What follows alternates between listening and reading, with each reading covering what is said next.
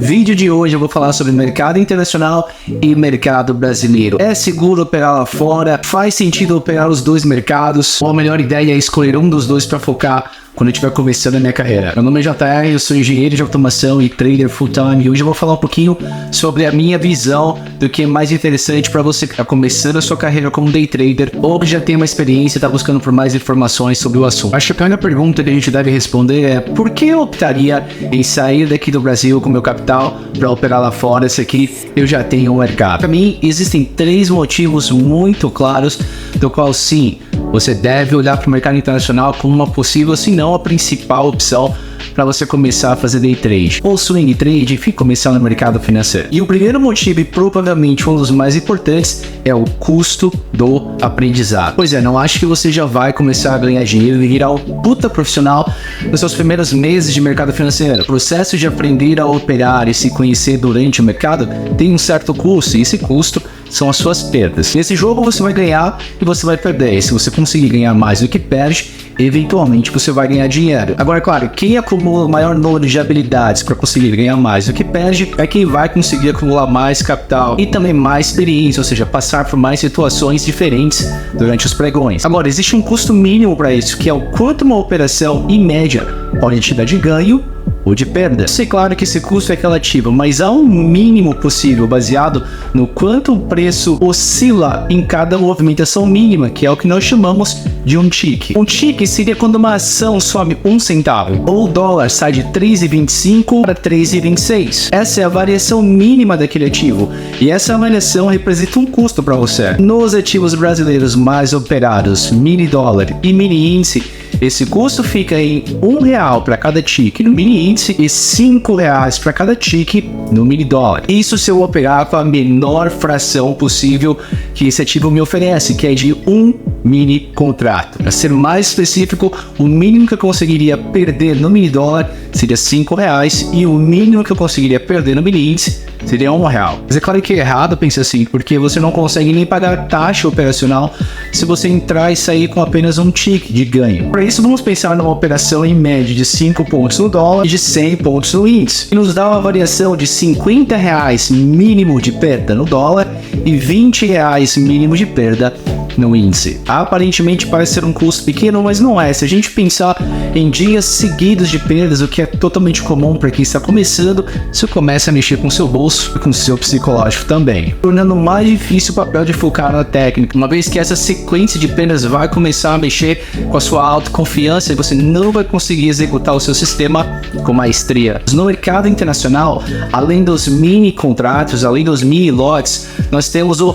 micro. Pois é, eles fracionam o mini contrato por uma versão ainda menor, conhecida como micro, que trabalha com centavos de dólar. E aí aquela mesma operação de 5 pontos no dólar ou de 100 pontos no índice oferece para você um risco entre 10 a 20 vezes menor, tornando a sua exposição ao risco e o custo do seu aprendizado uma margem bem tranquila, que não vai pesar no seu psicológico nem tão pouco no seu bolso. E aí sim você consegue focar em realmente operar bem e olhar o resultado financeiro mais como um resultado de estatísticas e curva de ganho ou perda do que literalmente dinheiro entrando ou saindo do seu bolso. E se você já opera, você sabe a importância que isso faz para o seu desenvolvimento. Grandes perdas, grandes drawdowns no começo faz com que a nossa autoconfiança vá para o espaço. E aí às vezes você abandona uma carreira extremamente promissora, do qual você tem talento, justamente porque não conseguiu no começo controlar bem o seu risco. Ponto 2 para mim é bem interessante, que é o custo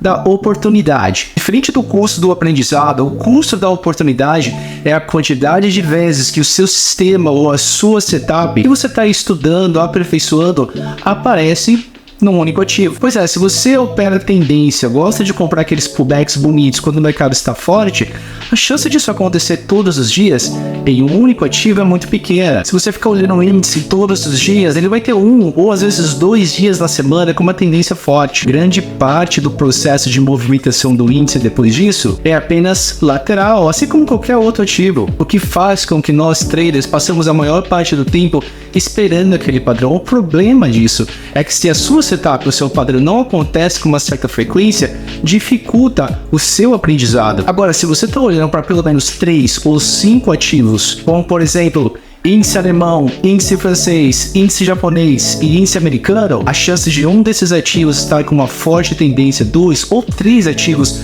em um único dia, é bem maior. E aí você consegue filtrar qual daqueles ativos tem a melhor chance e a melhor formação da setup que você opera, para que você possa estudar, operar e, claro, fazer dinheiro. Entende que no começo a importância não é ser tão seletivo, e sim entender e participar de diferentes mercados e movimentos para você ganhar um pouco de musculatura do mercado e realmente entender no que você se dá melhor, se é operações rápidas, operações mais longas, se é o ativo X ou se é o ativo Y. E isso você consegue melhor quando você tem mais opções para operar. Eu sou da vertente que prefere que você se especialize no ativo, mas a ideia é que você primeiro tenha uma gama maior de ativos, depois encontre os que você melhor se adaptou, focar neles por um período, ficar bom e depois voltar a olhar mais ativos mais uma vez. Ou então falar o terceiro, se você já opera no mercado internacional e o brasileiro e tem alguma coisa interessante para falar, para acrescentar nesse vídeo,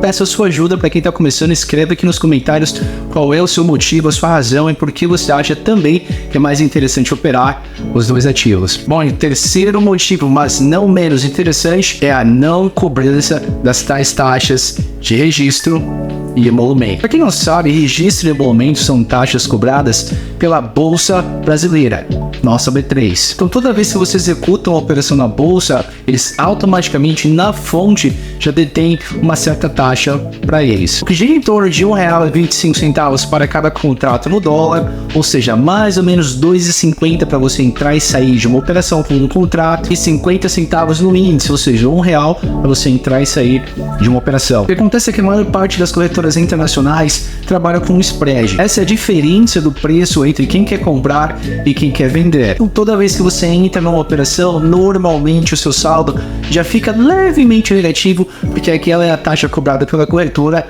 para o spread daquele determinado ativo. A boa notícia é que para cada ativo nós temos um spread diferente. Muitos desses spreads chegam a ser quase ou até mesmo zero. Pois é, depende muito da quantidade de interesse naquele ativo, que a gente chama de liquidez. Para ativos extremamente líquidos, você encontra muitas corretoras que fornecem spread zero. A corretora que eu trabalho, que é a Tickmill, ela fornece para você numa determinada conta chamada Raw, praticamente um spread zero. Se você tem interesse, claro, você vai encontrar aqui no link da descrição mais informações. E essa grande diferença entre cobrar e não cobrar taxa tem um papel fundamental no seu aprendizado, porque no começo é importante sim que você clique mais do que você clicaria daqui 2, 3 anos depois que você amadurecer no mercado. No começo é importante que você clique mais, que você participe mais no mercado, que você entenda a mecânica e dinâmica tanto da ferramenta que você utiliza para operar,